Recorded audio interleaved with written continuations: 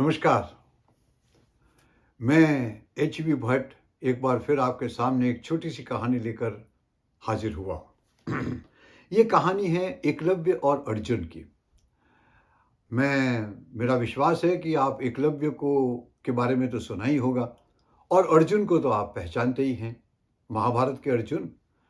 ये दोनों कैरेक्टर्स के बारे में एक कहानी आपको मैं बताता हूँ। कहानी क्या है, मैं आपको एक सवाल पूछना चाहता हूँ कि अगर आपसे ये पूछा जाए कि आप एकलव्य बनना चाहेंगे या अर्जुन बनना चाहेंगे?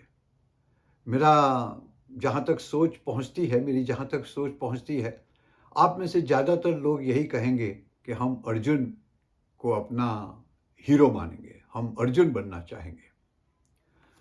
तो अगर आपके इस जवाब को और आसान करने के लिए मैं एक चीज़ और बताता हूँ कि अर्जुन के जो गुरुजी थे वो द्रोणाचार्य थे और एकलव्य को द्रोणाचार्य ने कोई शिक्षा नहीं दी थी।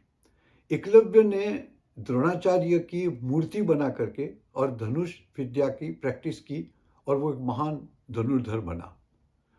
और अर्जुन को द्रोणाचार्य ने डायरेक्ट शिक्षा दी। अब एक बार क्या हुआ कि अर्जुन जो था वो प्रैक्टिस कर रहा था धनुष की, लेकिन जो उसका लक्ष्य था, जो निशाना जहाँ वो लगाना चाहता था, उससे 1 या 2 इंच बाईं तरफ जो है वो बाण चला जाता था। अर्जुन बड़ा परेशान था, बहुत प्रैक्टिस करने के बावजूद भी वो अपने लक्ष्य के ऊपर वो धनुष नहीं मार सका। तो वो द्रोणाचार्य के पास गया।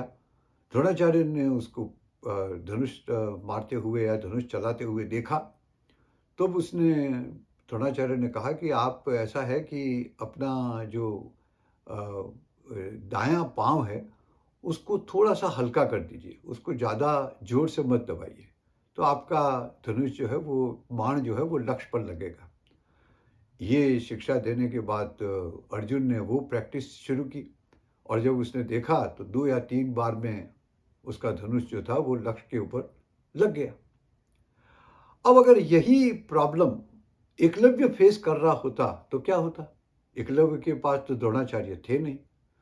उसके पास क्या रास्ता था? उसके पास रास्ता ये था कि वो कंटिन्यूअसली प्रैक्टिस करता रहे, अपने आप को एनालिसिस करता रहे, नए जो है वो तौर तरीके अपनाए और उसके ऊपर ऑब्जर्वेशन करे और फिर बाद में इसका लक्ष्य प्राप्त करे।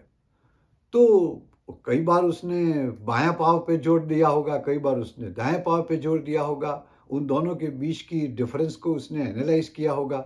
एनालाइज करने के बाद, कुछ प्रैक्टिस करने के बाद, ट्रायल एंड एरर के बाद वो लक्ष्य पे पहुंचा होगा। अब आप मेरे को बताइए कि कौन सा तरीका सही है?